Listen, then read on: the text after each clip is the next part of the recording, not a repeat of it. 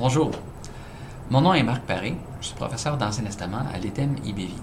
Ce printemps, j'enseigne un cours intitulé Israël biblique et son histoire.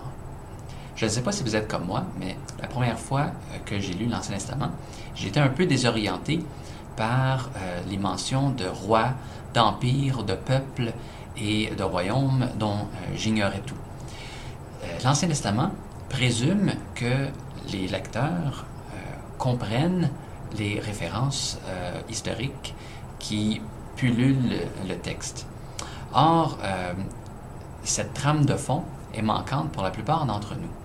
Un des objectifs du cours Israël biblique et son histoire, c'est précisément de donner à l'étudiant une trame de fond pour s'orienter dans l'Ancien Testament.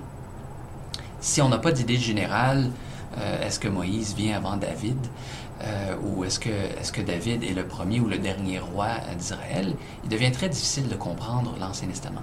Alors, le premier objectif du cours, donc, c'est de brosser un tableau de l'histoire d'Israël. Et un second objectif, c'est d'introduire l'étudiant aux livres historiques de l'Ancien Testament eux-mêmes. Ça peut surprendre certaines personnes, mais les livres historiques de l'Ancien Testament, à la base, ne sont pas tant des livres d'histoire que des livres de théologie. Leur fonction, ce n'est pas de nous expliquer l'histoire d'Israël, autant que de nous expliquer des choses sur Dieu et sur son peuple à travers l'histoire d'Israël. Alors, un des objectifs du cours est de reconnaître et d'apprécier la théologie des livres historiques de l'Ancien Testament. Mais le cours ne se contente pas de présenter l'histoire d'Israël et les livres historiques, ainsi que leur théologie. Le cours aborde aussi des questions qui sont importantes pour mieux comprendre et apprécier tout livre biblique qui fait des références à l'histoire ou à des événements historiques. Par exemple, on aborde des questions comme quelle est la relation entre l'histoire, sa rédaction et la révélation. Par exemple, on s'interroge sur ce qui constitue la révélation. Est-ce qu'un événement ou l'histoire constitue révélation eux-mêmes, ou est-ce qu'il ne faut pas qu'il soit expliqué d'abord pour devenir révélation? Et si c'est le cas, comment se fait-il qu'il y ait autant de révélations bibliques sous la forme d'histoire?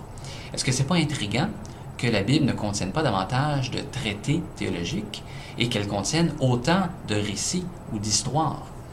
Qu'est-ce que ça nous dit sur Dieu? Qu'est-ce que ça nous dit sur la Bible? Alors, ce genre de question est aussi abordé dans le cours Israël biblique et son histoire. Et nous nous penchons évidemment sur des concepts importants comme histoire, historiographie, révélation ou historicité, tous des concepts qui gravitent autour des livres historiques de la Bible. Alors, le cours Israël biblique et son histoire, c'est un cours sur l'histoire d'Israël, sur les livres historiques de l'Ancien Testament, mais c'est aussi une introduction à comment lire la Bible lorsque la Bible fait référence à des événements historiques. Pour en savoir plus sur les objectifs du cours Israël biblique et son histoire, de même que pour voir le calendrier des sujets touchés pendant le cours, vous pouvez télécharger le syllabus sur le site ETEM IBV. Alors j'espère pouvoir vous côtoyer dans le cours Israël biblique et son histoire ce printemps. Au revoir.